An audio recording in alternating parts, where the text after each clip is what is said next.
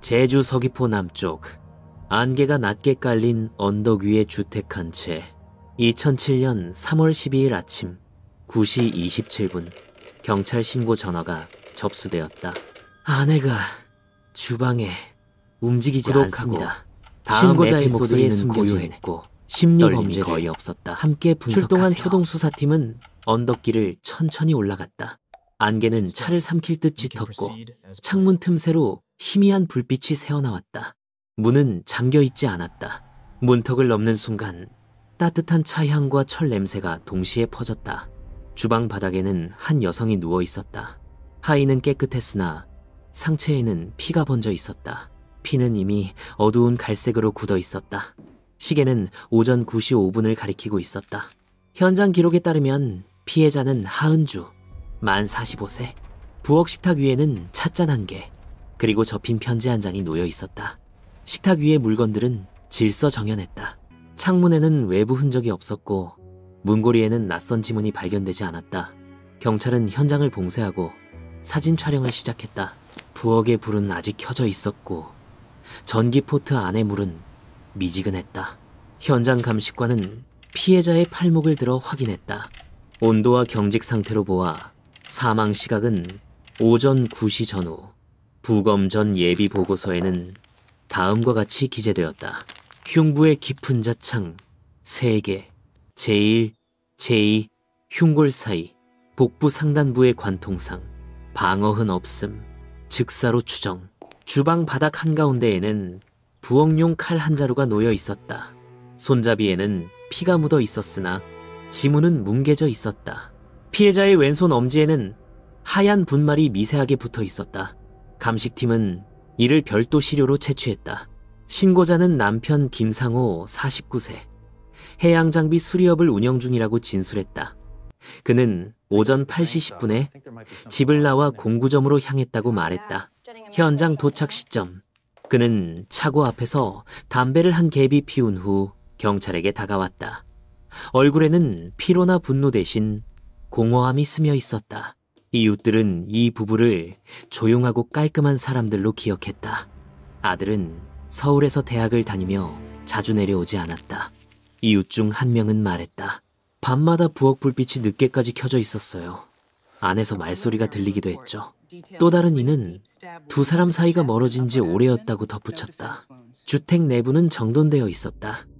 침실의 이불은 가지런했고 거실의 시계는 정확히 8시 58분에 멈춰 있었다. 전원 콘센트가 부분적으로 타 있었다. 감식관은 전원 서지에 의한 정지로 추정했다. 하지만 이상한 점은 정전이 발생했다면 냉장고 전원도 꺼졌어야 했다. 냉장고 내부의 불은 그대로 켜져 있었다. 현장 기록 담당자는 수첩에 이렇게 썼다. 침입 흔적 없음, 싸움 흔적 없음, 식탁 위의 물컵에는 손자국 없음. 단 컵 안의 차는 아직 미온. 주방 싱크대 옆의 창문에는 작은 물방울이 맺혀 있었다. 안개가 실내까지 스며든 듯했다. 그러나 바닥에는 발자국이 없었다. 오직 피해자의 슬리퍼만이 싱크대 근처에 가지런히 놓여 있었다.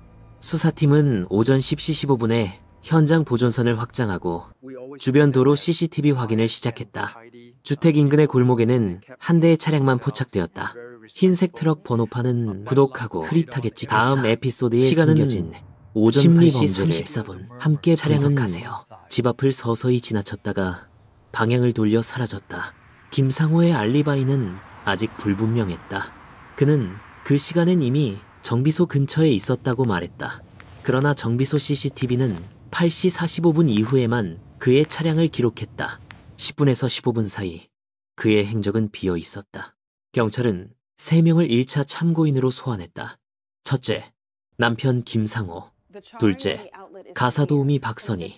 셋째, 인근 토지 분쟁으로 몇 차례 언쟁을 벌였던 이웃장 모 씨. 세 사람 모두 피해자를 아는 사이였고 모두에게 시간 공백이 존재했다. 가사도우미는 아침 8시쯤 부엌 정리를 마치고 나왔다고 진술했다. 당시 하은주는 편지지를 꺼내고 있었다고 기억했다. 남편의 얼굴은 보지 못했다고 했다. 이웃 장 씨는 오전 8시 20분부터 마을 회관 회의에 있었다고 확인되었다. 서면 확인서에는 참석자 서명이 있었다. 수사팀은 주방 바닥의 혈흔 패턴을 확대 촬영했다. 세 방향으로 분사된 혈흔 중 한 방향은 의자 다리 밑으로 길게 이어졌다. 피해자가 의자에 앉은 상태에서 공격받았음을 의미했다. 공격자는 피해자의 정면에 서 있었고 첫 번째 자창 후 재차 칼을 밀어 넣은 흔적이 있었다. 손잡이 끝의 압력 자국은 남성의 평균 체중에 해당했다. 오전 11시 20분 법의학자 예비감정서가 현장에 도착했다. 사망 원인 흉부 자창 3개, 혈량 과다 손실, 사망 시각 8시 50분 전후, 범인은 피해자와의 근접 대화 중 공격, 예고적 행위 가능성 있음. 경찰은 부엌 식탁 위의 편지를 압수했다. 봉투는 닫혀있지 않았고 수신인 이름은 아들 김윤호였다. 편지 내용의 첫 줄은 또렷했다.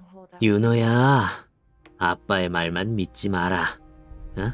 그 문장을 읽는 순간 수사관들은 서로를 바라봤다. 동요가 없었다. 대신 기록만 남았다. 오전이 저물 무렵 주택은 여전히 봉쇄 중이었다. 안개는 한층 짙어졌고 현장 주변의 바다에서는 파도 소리가 낮게 울렸다. 바람은 방향을 바꾸지 않았고 정적은 길게 이어졌다. 사건 기록 7 312의 첫 페이지에는 이렇게 적혀 있었다. 피의자 하은주, 사망 장소, 자택 주방, 흉기, 부엌용 칼, 동기, 미상, 용의선상 인물 3명, 초기 결론, 내부 관계자 소행 가능성 높음. 조사는 그렇게 시작되었다. 안개는 여전히 거치지 않았다. 부검 보고서가 접수된 날, 수사팀은 주방의 탁자 위에 남겨진 한 장의 편지에 다시 시선을 고정했다. 종이는 반듯하게 접혀 있었고 펜의 잉크는 마른 지 오래되지 않았다. 수신인은 서울에 있는 아들이었고 내용은 단정했다. 그러나 문장마다 묘한 거리감이 배어 있었다. 아버지의 말을 믿지 마라. 투자 문제 진실이 숨겨져 있다. 글씨는 흔들림이 없었다. 공포나 절박함보다 오히려 차분함이 느껴졌다. 마치 이미 모든 것을 알고 있었던 사람의 기록처럼. 현장 감식은 주방에서 멈췄다. 피는 식었지만 흐름의 방향은 명확했다. 3번의 찔림, 방향은 정면. 피해자는 의자에 앉은 채 공격을 받았다. 손에 방어흔은 없었다. 대화가 오가던 중 갑작스럽게 공격이 시작된 것으로 판단됐다. 테이블 위에는 차 한 잔이 식어 있었다. 그 안에서 미약한 향이 퍼졌다. 감식관은 주전자에 남은 물의 온도를 측정했다. 기록된 시간은 오전 9시 전후. 사망 추정 시각과 일치했다. 피해자의 셔츠 소매에는 희미한 흰색 가루가 묻어 있었다. 감식관은 작은 샘플을 채취했다. 그 성분은 즉시 분석 의뢰에 들어갔다. 그날 오후 3사람의 진술이 차례로 채록됐다. 남편 김상호는 새벽부터 집을 나섰다고 말했다. 그의 차량은 오전 7시 30분 인근 주유소 CCTV에 포착됐다. 시간대가 정확했다. 가사도우미는 8시에 도착해 집안일을 했고 8시 40분에 떠났다고 진술했다. 옆집 남자는 마을회의 참석 서명을 제출했다. 모두 논리적으로 일치했다. 하지만 수사기록에는 공백이 남았다. 8시와 9시 사이 그 짧은 1시간이 비어있었다. 다음 에피소드에 아무도 그 시간의 정적 속에서 무슨 일이 있었는지 말할 수 없었다. 감식 보고가 추가됐다. 피해자의 혈흔에서 미세한 철 성분이 검출됐다. 흰색 가루는 밀가루로 판명됐다. 밀가루는 주방 선반 아래 보관되어 있었지만 봉투는 찢겨 있었다. 흔적은 공격 순간 흩날린 것으로 추정됐다. 범인은 주방의 모든 위치를 알고 있는 사람일 가능성이 높았다. 재무자료 조사가 시작됐다. 남편 명의의 계좌에서 최근 2달 사이 대규모 자금 이동이 확인됐다. 대출 기록에는 피해자의 이름이 함께 올라 있었다.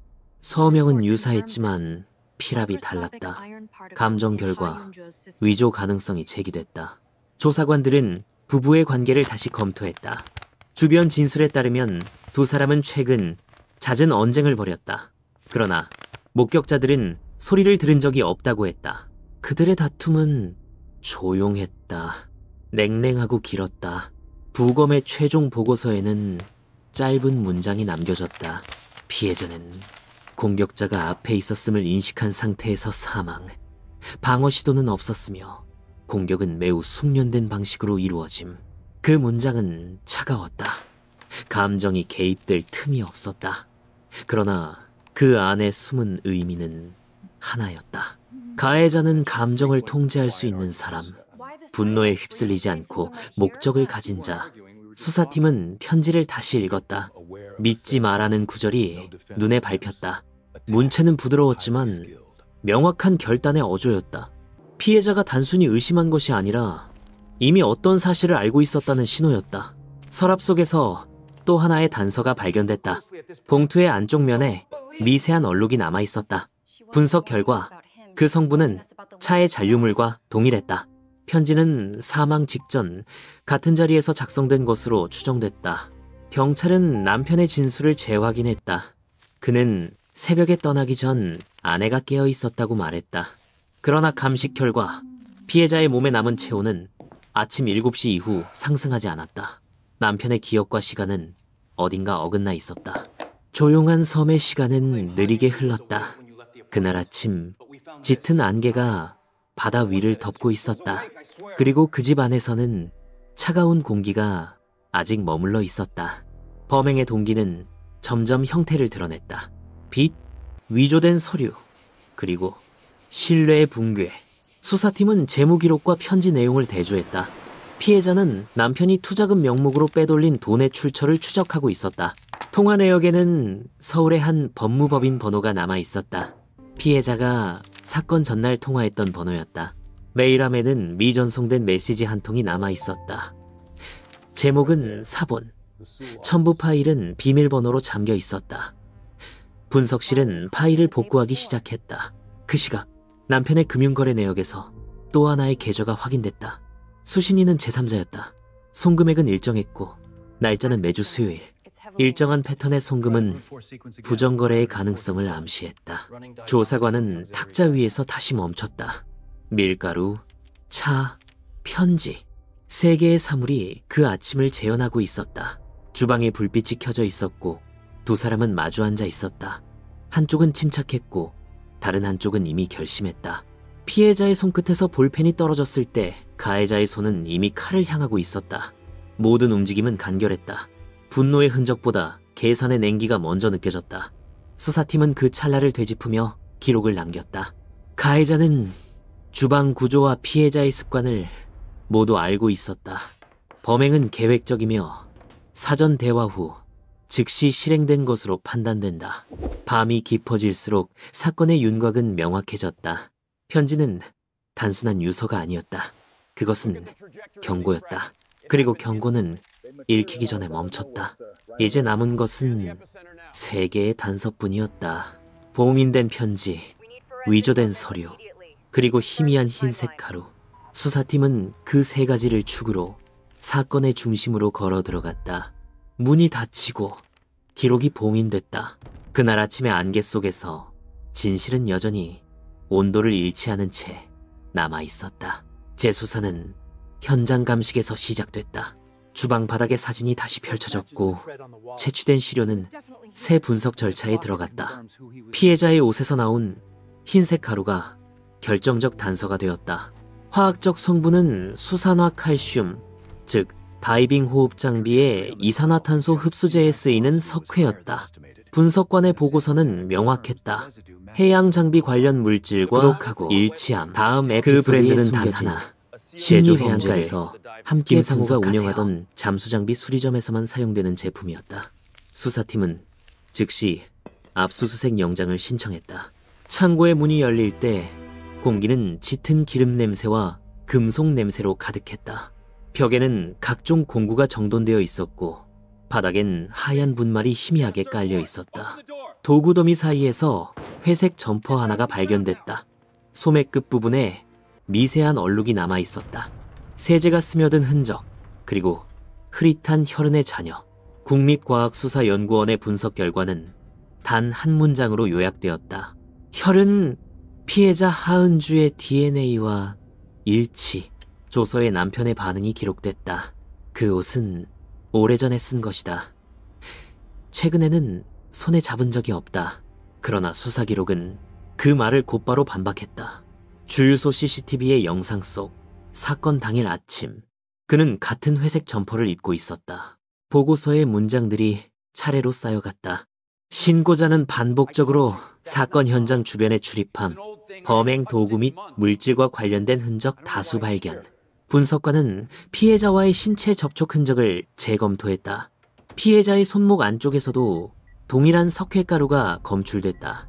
가해자가 흰 분말이 묻은 손으로 흉기를 잡았다는 의미였다. 이제 퍼즐의 모양이 분명해졌다.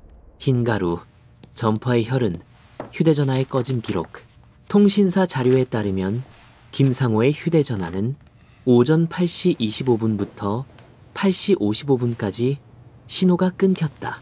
피해자의 사망 추정 시각과 정확히 겹쳤다. 그는 배터리가 나갔다고 답했지만 포렌식 결과 배터리 잔량은 62%였다. 수사관의 메모에는 이렇게 적혀 있었다. 기계적 결함 없음, 의도적 전원 차단 가능성 높음. 심리분석팀은 그의 태도를 관찰했다. 그는 시종일관 침착했다. 시체 사진이 보여졌을 때도 얼굴의 근육은 단 한 번도 움직이지 않았다. 감정의 반응은 측정되지 않았다. 보고서의 결론은 간결했다. 정서적 반응 결여, 내면 통제력과도. 그의 진술은 반복적이었다. 같은 어조, 같은 단어, 같은 간격. 수사관이 질문을 바꿔도 대답은 변하지 않았다. 그러나 말의 리듬 속에는 미세한 흔들림이 있었다. 사건 시각을 언급할 때 그의 손가락이 테이블을 두드렸다. 3초 간격. 마치 기억을 되짚는 사람처럼 현장 실험이 다시 진행됐다. 주방의 동선을 재현하자 피해자의 시야와 가해자의 위치가 겹쳤다. 의자는 식탁에서 반발짝 떨어져 있었다. 칼은 오른손 방향으로 떨어져 있었고 칼날의 각도는 45도. 전문가의 판단은 단호했다. 가해자는 피해자와 마주보고 있었다. 공격은 단 한 번의 망설임도 없이 이루어졌다. 그날의 주방은 완벽히 정리된 상태였다. 컵, 접시, 수건 모두 제자리에 놓여 있었다. 단 한 가지, 피해자의 손이 닿은 찻잔만 미묘하게 기울어 있었다. 그 흔들림이 사건의 마지막 움직임이었다. 수사팀은 김상호의 경제적 동기를 다시 검토했다. 그는 사업 부진으로 채무에 시달렸고 보험금 계약의 수익자는 본인이었다. 금액은 3억 원, 재무 기록, 위조된 서류, 피해자의 편지, 모든 선이 한 점으로 모였다. 범행은 단순한 충동이 아니었다. 준비된 행위였다. 석회가루는 잠수 장비의 흔적이었지만 동시에 범행의 지문이었다. 그는 일상 속 도구를 이용해 흔적을 감추려 했으나 그 도구가 오히려 그를 드러냈다. 기록은 냉정했다. 피해자와 가해자는 사건 직전 대화 중이었으며 공격자는 준비된 위치에서 흉기를 사용, 피해자는 즉시 치명상, 사건 시간 약 1분 미만. 그 짧은 시간 동안 주방의 시계 초침은 단 3칸 움직였다. 그리고 그 시간 안에 한 사람의 인생이 멈췄다. 수사관들은 창고에 불빛을 끄며 메모를 남겼다. 구독하고 동기, 다음 에피소드에 숨겨진 증거, 심리 범죄를 3박자 모두 함께 분석하세요. 남편은 여전히 침묵을 지켰다. 그의 시선은 조사실 창문 너머로 향했다. 바다 쪽이었다. 거기에는 그가 수십 년을 보냈던 작업장, 잠수 장비, 그리고 이제는 그를 증언하는 석회 냄새가 남아 있었다. 수사팀의 마지막 보고서에는 짧은 문장이 추가되었다. 피의자는 진술을 거부함. 감정 표현 없음. 사건 당시 행동 일치. 그의 얼굴엔 두려움이 없었다. 대신 어떤 해안의 바람 같은 정적이 흘렀다. 바다는 여전히 잔잔했지만 그 안에 잠긴 것은 물이 아니라 진실이었다. 그날 밤 서류 봉투가 닫히며 수사 기록은 정리됐다. 석회가루가 묻은 점퍼, 전원이 꺼진 휴대전화, 피의자의 침묵, 3개의 증거가 하나의 문장을 완성했다. 사건은 계획적이었다. 그리고 수사관들은 그 문장 아래에 한 줄을 더 남겼다. 진실은 파도처럼 밀려오지만 범인은 그것을 끝까지 바라보지 않았다. 사건 당일 아침, 제주의 해안은 짙은 안개로 뒤덮여 있었다. 빛은 흐렸고 집 안의 공기는 정지된 듯했다. 부엌 창문으로 회색빛이 스며들며 식탁 위를 덮었다. 그 위에는 차 한 잔, 그리고 접힌 편지 한 장이 있었다. 두 사람은 마주 앉아 있었다. 말은 적었고 호흡은 일정했다. 긴 세월의 피로가 대화 대신 공간을 채웠다. 여자의 시선이 편지로 향했다. 그의 목소리는 낮고 건조했다. 이건 경찰에 제출할 거예요. 그 말은 공기 속을 천천히 가르며 사라졌다. 남자는 눈을 들지 않았다. 손끝이 열쇠를 굴리고 있었다. 금속의 마찰음이 귓가를 스쳤다. 그의 손목엔 희미한 흰색 가루가 묻어 있었다. 그날 아침 잠수 장비의 통기관을 점검한 흔적이었다. 그녀는 말없이 자리를 떴다. 편지는 식탁 위에 그대로 남았다. 남자의 손이 멈췄다. 열쇠는 더 이상 돌지 않았다. 그는 천천히 일어섰다. 부엌의 빛은 여전히 흐릿했다. 서랍이 열리는 소리가 들렸다. 금속 손잡이가 미세하게 흔들렸다. 그 안에는 평소 요리에 쓰던 칼이 놓여 있었다. 손이 그 칼을 집어들었다. 움직임은 망설임이 없었다. 여자가 돌아섰을 때 두 사람의 눈이 처음으로 마주쳤다. 그는 아무 말도 하지 않았다. 칼날이 한 번, 두 번, 세 번 공기를 가르며 빠르게 내리꽂혔다. 피가 천천히 번졌다. 식탁보가 젖었고 차의 표면에 붉은 점이 떨어졌다. 컵이 흔들리며 미세한 소리를 냈다. 모든 게 멈췄다. 안개는 여전히 창문 밖에서 흘렀고 시계 초침이 구시를 가리켰다. 세 번째 칸이 지나가는 동안 그녀의 몸이 천천히 기울었다. 의자가 뒤로 넘어가며 낮은 마찰음을 남겼다. 그는 칼을 내려놓았다. 소리는 거의 들리지 않았다. 바닥에 닿은 칼날이 잠시 흔들렸다가 멈췄다. 그는 뒷걸음질 쳤다. 피의 냄새와 석회 냄새가 섞여 공기 중에 퍼졌다. 그의 시선은 식탁 위로 머물렀다. 편지는 아직 그 자리에 있었다. 한동안 아무 움직임도 없었다. 그는 수건을 집어들었다. 손을 닦고 손목에 흰 가루를 지웠다. 그 다음 편지를 들어 올렸다. 한쪽 모서리가 피에 젖어 있었다. 그는 잠시 바라보다가 주방 쪽 난로로 향했다. 종이를 불 위에 올리려던 순간 무언가를 멈칫했다. 창문 밖에서 바람이 스쳤고 종이는 손에서 떨어졌다. 그는 그대로 편지를 남겨두었다. 10분 후 그는 문을 닫았다. 열쇠가 돌아가는 소리가 복도에 메아리 쳤다. 걸음은 일정했고 호흡은 고요했다. 문 뒤의 부엌은 다시 정적 속으로 가라앉았다. 피가 바닥을 따라 천천히 퍼졌다. 하얀 석회가루가 그 위에 닿으며 색을 흡수했다. 여자의 손목에는 마지막으로 그 흔적이 남았다. 얇은 흰 줄기, 마치 바다가 남긴 거품처럼.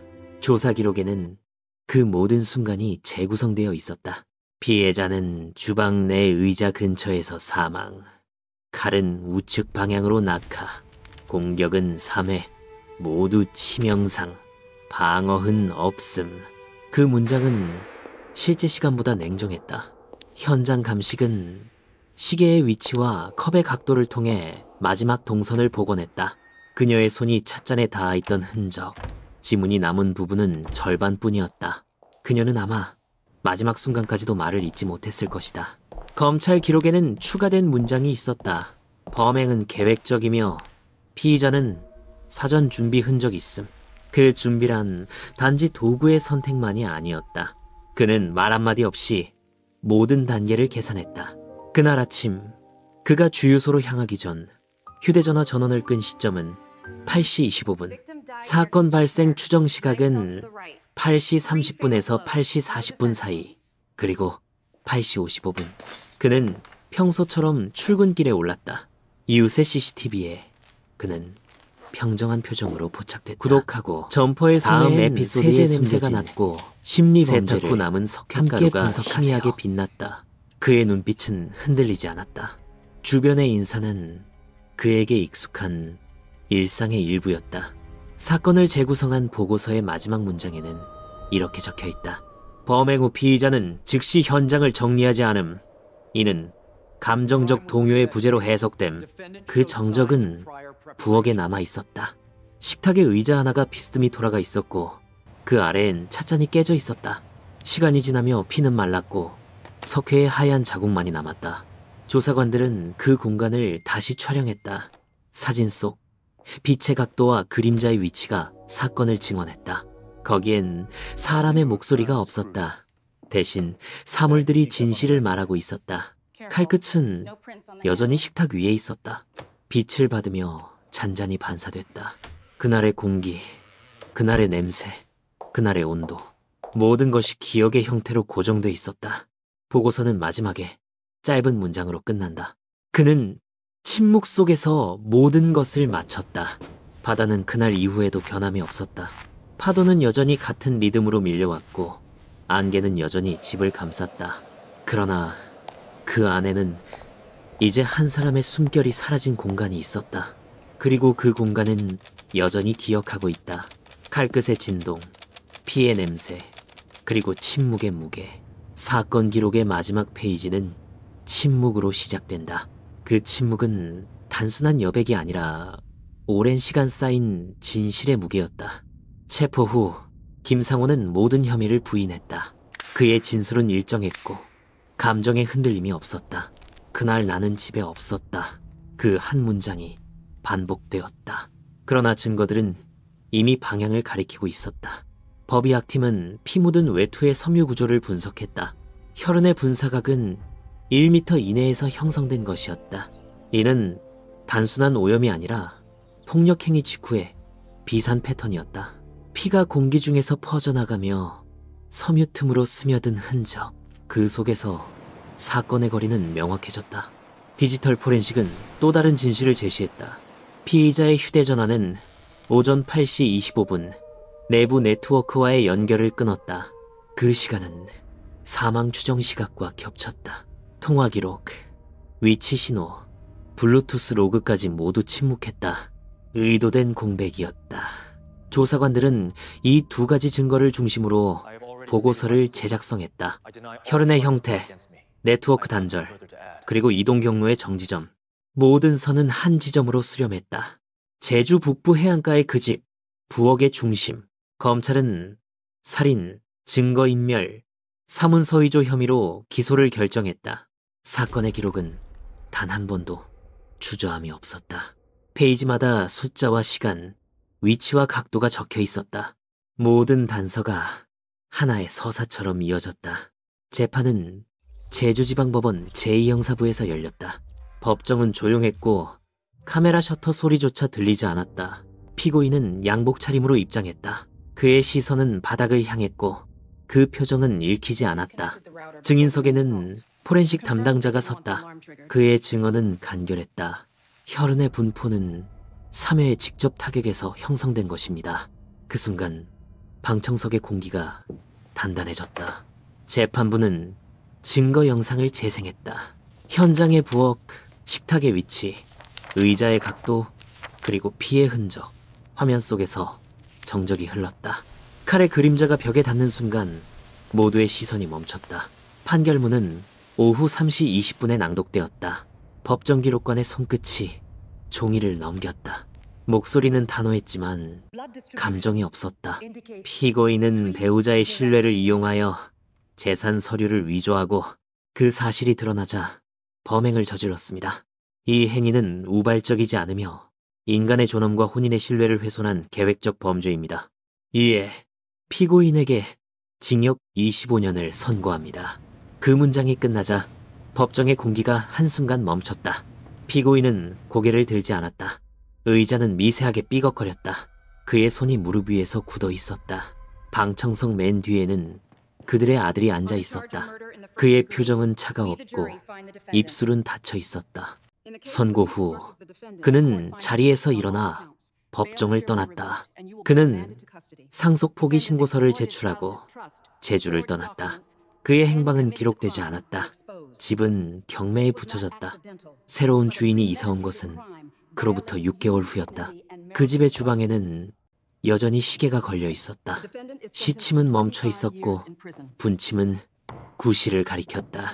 새 주인은 부동산 중개인에게 이렇게 말했다고 전해진다. 아침마다 유리창에 안개가 낍니다. 그리고 밤 9시 이후엔 불을 켜두는 사람이 아무도 없어요. 그 말은 소문처럼 퍼졌다. 누군가는 그것을 미신이라 했고 누군가는 집이 기억을 가지고 있다고 말했다. 수사 기록의 마지막 장에는 짧은 메모가 남아 있었다. 법의학 팀장의 필체였다. 이 죽음은 증오의 순간이 아니라 오래된 침묵의 결과였다. 그 문장은 보고서를 닫는 열쇠가 되었다. 긴 침묵 끝에 드러난 진실은 단순한 범죄의 구조를 넘어서 있었다. 그것은 부부라는 이름 아래 숨겨진 균열, 말하지 못한 감정, 그리고 결국 폭발한 인간의 침묵이었다. 제주 사회는 이 사건을 오랫동안 이야기했다. 사람들은 그날의 안개를 떠올렸고 그 부엌의 창문을 상상했다. 사건 이후 그 마을에서는 새벽마다 짧은 종소리가 울렸다. 그 소리가 어디서 오는지 아무도 몰랐다. 하지만 사람들은 그것이 시간의 신호가 아니라 기억의 흔적이라고 말했다. 그 말은 기록에 남지 않았다. 다만 기자들의 메모 속에 이 사건은 하나의 문장으로 요약되었다. 진실은 언제나 소리보다 늦게 도착한다.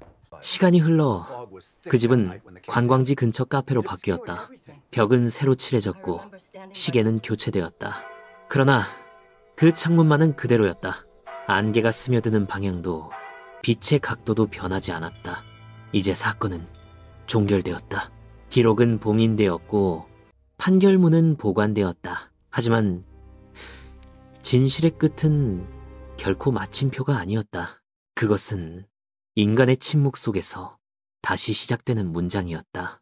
그리고 제주 바다는 여전히 그날의 색을 간직하고 있다. 파도는 조용히 밀려오고 바람은 변함없이 집들의 틈새를 스친다. 모든 것이 평온해 보이지만 그 안에는 오래된 흔적이 남아있다. 그 흔적은 말이 없다. 그러나 그것이야말로 진실의 끝이었다.